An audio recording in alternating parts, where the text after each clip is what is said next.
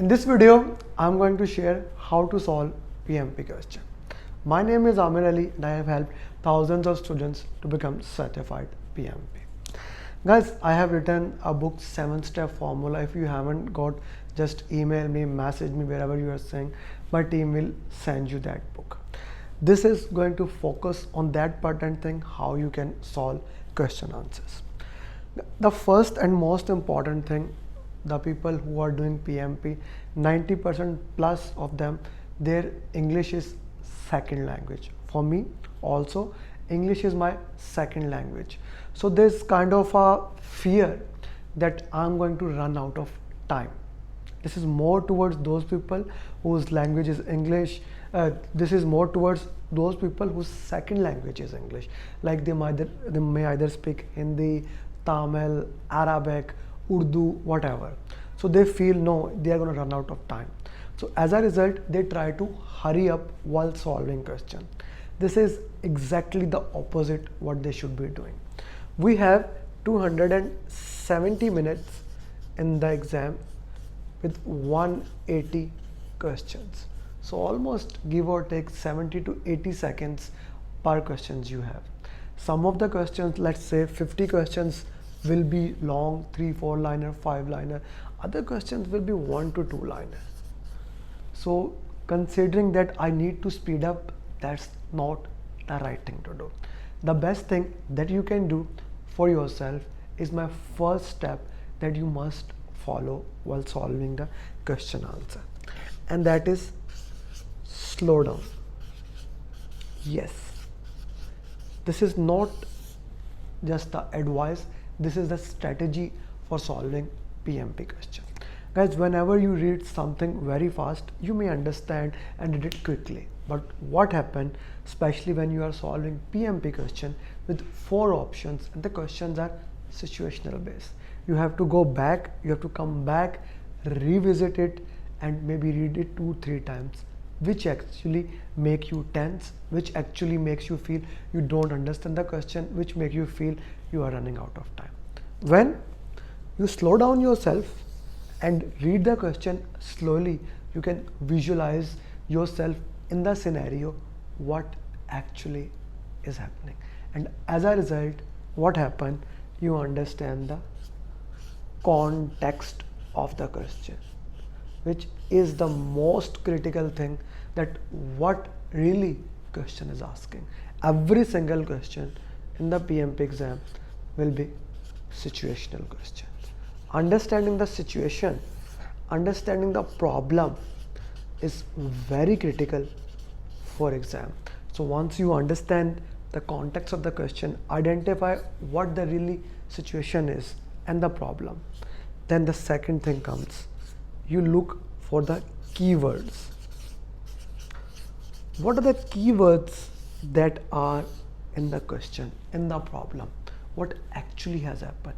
The risk has been identified, the risk has been occurred, agreement has been signed, what could you have avoided it, things like that. These keywords will help you to solve your question.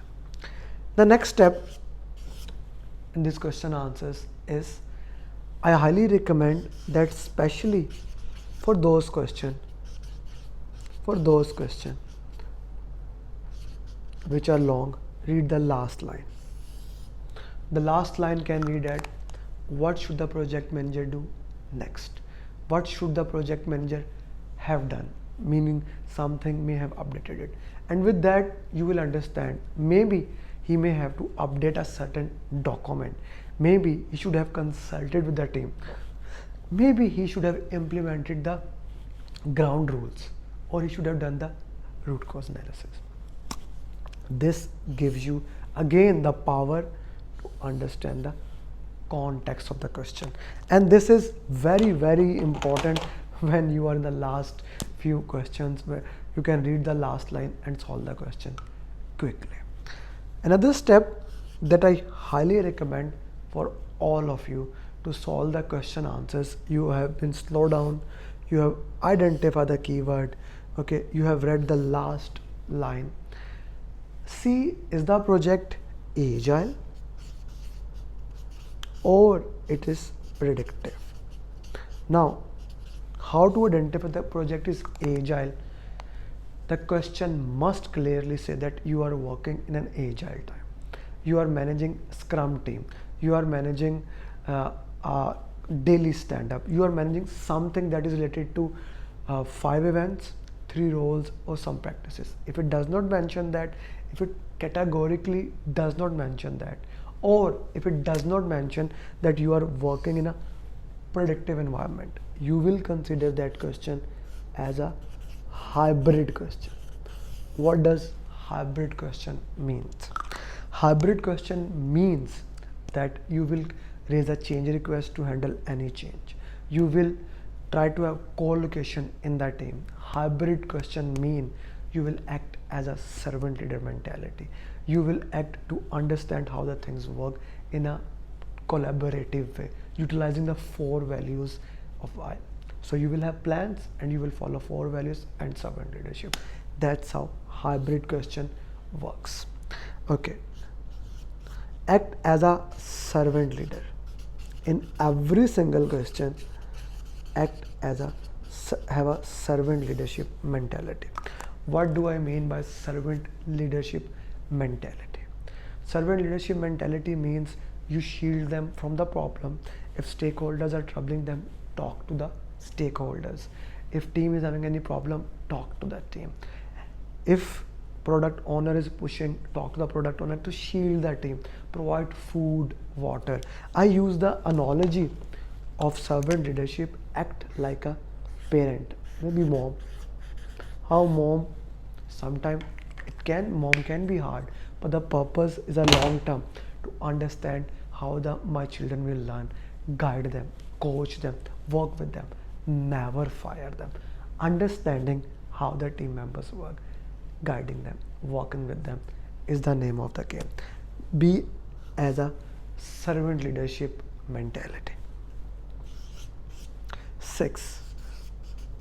The very important thing, and that even follows for agile.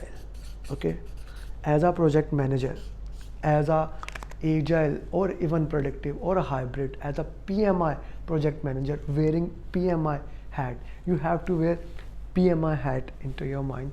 So when you are walking into that, when you are wearing PMI hat, you will always follow the process, which means if a problem comes, first you should document it, especially in the predictive. You should discuss with the team member what the problem is. You should try to do root cause analysis for that.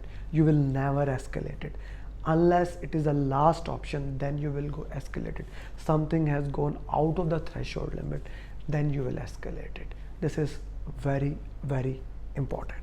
And the last and final step is the most important. Guys, if you don't use any of the above and just use this alone, that is most important. Yes. Elimination technique. Elimination technique means that you have 4 options, A, B, C, D. When you go to option A, you must have a justification why it is a right answer or wrong answer. Let's say you think A is a right answer. Should you pick? No.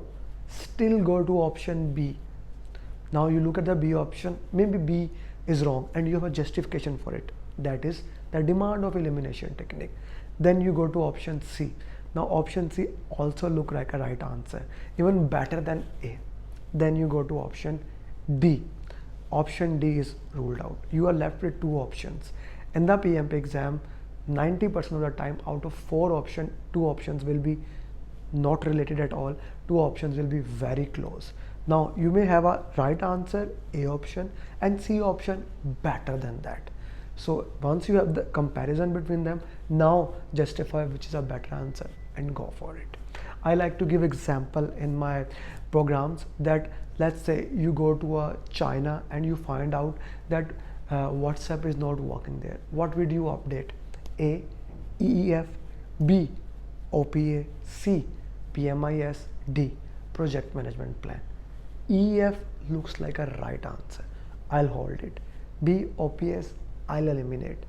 C, PMIS look like a very good answer. D, plan, I'll update, I'll remove it.